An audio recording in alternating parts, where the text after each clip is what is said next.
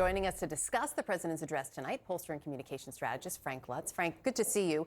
So Brianna laid out what we know there, right, about the economy, and also at least one poll that shows how Americans are feeling about it. The White House press secretary has said the president will spend a lot of time on the economy tonight, and that fits with what the American people want to hear based on our latest CNN polling. What do you think it is specifically that the president can say to convince the American people that he actually has a handle on the economy?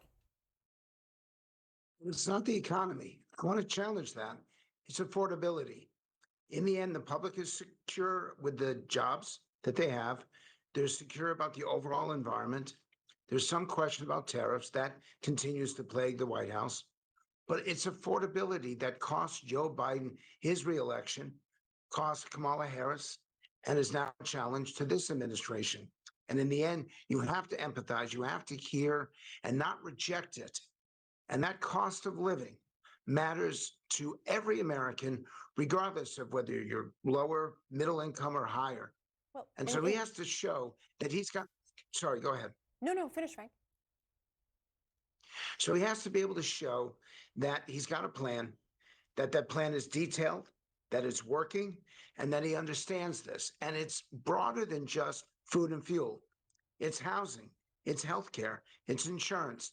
Any issue where prices are climbing beyond what the public's ability to afford it, those are the things that he needs to address tonight.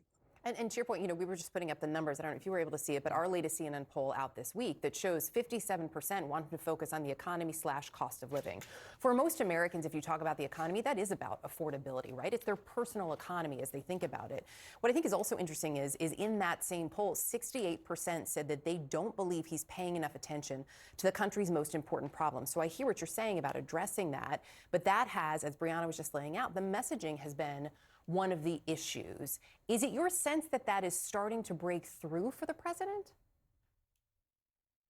It's my sense that he has more to go, but he has more time, that the public makes their decision sometime around Labor Day. And so he's got another 8 months where the public will be watching, will be considering their own situation and how he seems to be impacting that. But at that Labor Day, that's when decisions are made whether or not the president has been successful or not. And these are issues that he only has some control over. There's only so much a president can do. For his messaging, step number one is, I get it. I understand. I hear you. Step number two is, I have a detailed plan of action to address this. Detail because it's specific, plan because they want to see laid out, and action because they want something done. And third, he cannot keep dismissing the half of America who didn't vote for him.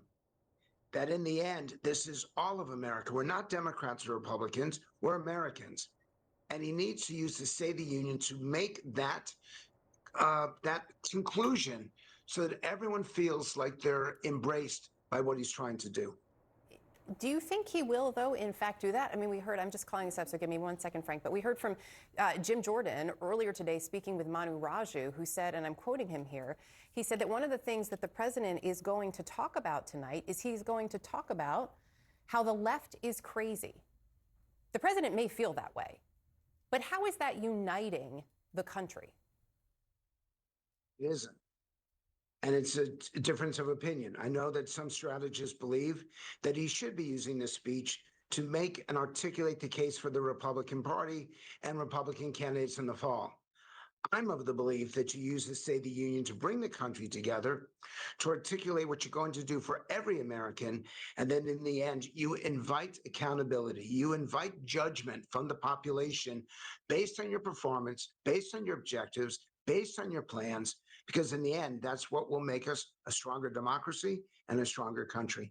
We will see if the president is listening to you today, Frank. Appreciate it as always. Thank you. Thank you.